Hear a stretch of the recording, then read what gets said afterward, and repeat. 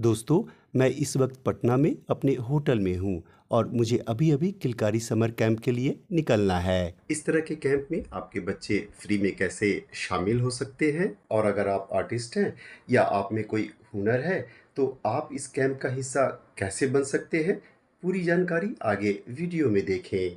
नमस्कार दोस्तों, craft pocket पे आपका बहुत-बहुत स्वागत है। 31 जून को पटना में होटल हमें मिल गया था और अभी-अभी ठीक 4 बजे मुझे किलकारी पटना के लिए निकलना है। आज इनॉग्रेशन फंक्शन है, तो बच्चों ने चाक धूम धूम समर कैंप का उद्घाटन अपने डांस के द्वारा समा बांध दिया, खासकर रेन डांस। इसके साथ ही अलग-अलग परफॉर्मेंस से बच्चों ने मन को मोह लिया। प्रिंसिपल मैम ने भी बच्चों को खूब हौसला दिया। आज 1 जून है। मैं यहाँ वेस्ट मटेरियल क्राफ्ट विशेषज्ञ के तौर पे आया हूँ, या कहें मुझे गवर्नमेंट की तरफ से इनवाइट किया गया है। किलकारी के ब्रांचेज लगभग हर जगह हैं। आप चाहे तो गूगल पे सर्च कर सकते हैं। इनकी वेबसाइट पे जाके आप सारी जानकारी ले सकते हैं। अगर आपके बच्चे में आर्ट, क्राफ्ट, पेंटिंग, नाटक, swimming, karate, dance, skating, computer, गायन, script writing, story, puppet making और भी बहुत कुछ, इनमें से कोई भी हुनर आपके बच्चे में है तो वो बेझिझक किलकारी आ सकते हैं। फ्री ऑफ कॉस्ट में सारा हुनर आपके बच्चे को सिखाया जाएगा।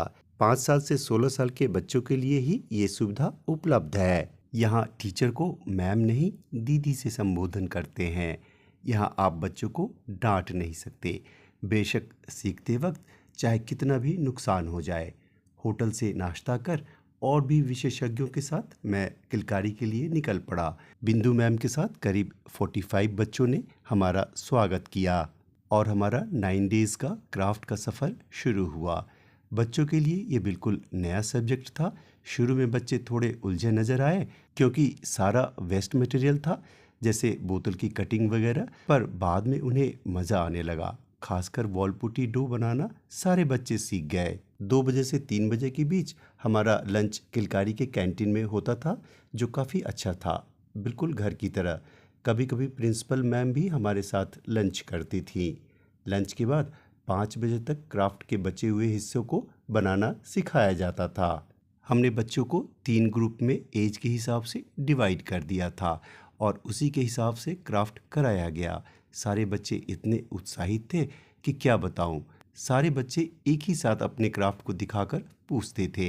बच्चे इतने उत्साहित थे कि कई बार उनसे क्राफ्ट का कोई हिस्सा टूट भी जाता था, पर यहाँ तो बच्चों को डांटना मना था। सभी क्राफ्ट क्लासेस में बिंदु मैम का बहुत बड़ा योगदान था, क्योंकि वो बच्चों को जानती थी कि उन्हें कैसे हैंडल किया जा सकता है। यहाँ के बच्चों को पूरी छूट होती है। आपके बताए गए तरीके के अलावा वो अपने तरीके से भी बना सकते हैं, कोई रोक नहीं। और बच्चों ने अपनी प्रतिभा का परिचय भी दिया। सच बताऊं तो मुझे भी बच्चों के साथ समय कैसे बीत जाता था पता नहीं चलता था। पटना किलकारी काफ़ी बड़े एरिया में फैला है। हर तरफ हरियाली, एकदम लैश ग्रीन। दिल्ली की प्रदूषण से मुक्त एकदम शुद्ध ऑक्सीजन। हर तरह के फल के पेड़ पौधे। तितली के लिए अलग से गार्डन, बच्चों के लिए अलग से पार्क। मिट्टी बनाते बच्चे अपने जड़ों को जान पाते हैं, जो आजकल के फ्लैट में रहने वाले बच्चे को कतई नसीब नहीं होता। उन्हें मोबाइल से छुट्टी मिले तब तो घर वाले ही आदत डाल देते हैं, मोबाइल देखकर ही खाना खाते हैं। यहाँ के बच्चों को प्रधानमंत्री से लेकर कई बड़े अवार्ड मिल चुके हैं। कपिल शर्मा शो का खजूर भी यहीं से निकला है।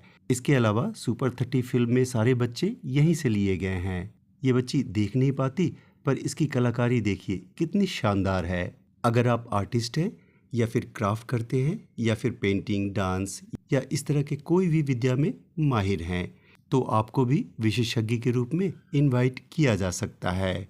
आइए जानते हैं इसके मापदंड क्या है। सबसे पहले आप जिस विषय में पारंगत हैं उसमें आपको पूरा ज्ञान होना चाहिए, और अगर आपको कोई नेशनल या फिर कोई अवार्ड मिला है तो अति उत्तम। आपका काम अपना होना चाहिए, किसी दूसरे की नकल नहीं होनी चाहिए, और आपकी शैली भी ओरिजिनल होनी चाहिए। अगर आप फेसबुक, सोशल मीडिया प्लेटफॉर्म जैसे इंस्टाग्राम या फिर यूट्यूब पे हैं, तो आपके जो फॉलोअर्स हैं उन्हें देखकर आपको महत्व दिया जाएगा। इन सब में जो एक चीज़ बहुत ही ज़्यादा ज़रूरी है, वो है आपका काम किसी की कॉपी नहीं होनी चाहिए। आपका शैली ओरिजिनल यानी आपकी अपनी शैली होनी चाहिए। कॉपी तो बिल्कुल नहीं चलता। आपका अकाउंट पब्लिक होना चाहिए, तभी किलकारी या इस तरह का कोई भी संस्था आपसे कांटेक्ट कर पाएंगी। अगर आप कांटेक्ट करेंगे तो वो कभी नहीं लेंगे। सबसे पहले संस्थान के लोग आपसे पूछकर आपका बायोडाटा लेंगे। फिर आधिकारिक रूप से आपको एक लेटर दिया जाएगा, वो भी आपसे पूछकर। आपके रहने, खाने, आने, जाने का सारा इंतज़ाम किया जाएगा। साथ में लेटर में ये भी बता दिया जाता है कि आपको हर दिन कितना मिलेगा। अमाउंट इतना होता है कि आप निराश नहीं होंगे। इसी तरीके से आपको प्राइवेट संस्थान से भी ऑफ़र आ सकता है। वहाँ आपकी फ़ीस कितनी होगी, ये आपके टैलेंट और मार्केटिंग पे डिपेंड करता है। अंतिम दिन एक छोटा सा आयोजन कर मुझे विदाई दी गई। बिंदु मैम ने मुझे जूट से बना शानदार गिफ्ट दिया, साथ में हैंडमेड मधुबनी प्रिंट वाला शॉल भी दिया, जूट का एक बैग, डायरी और पत्रिका, इसके साथ ही बच्चों के ग्रीटिंग्स। आने के समय बच्चों का ये कहना कि सर मत जाइए अभी भी याद आता है। बच्चे काफ़ी घुल मिल गए थे। वापसी ट्रेन से थी। वापस दिल्ली आकर ये सारी जानकारी सोचा आपके साथ शेयर कर दूं, ताकि आप लोगों को भी कुछ हेल्प मिले।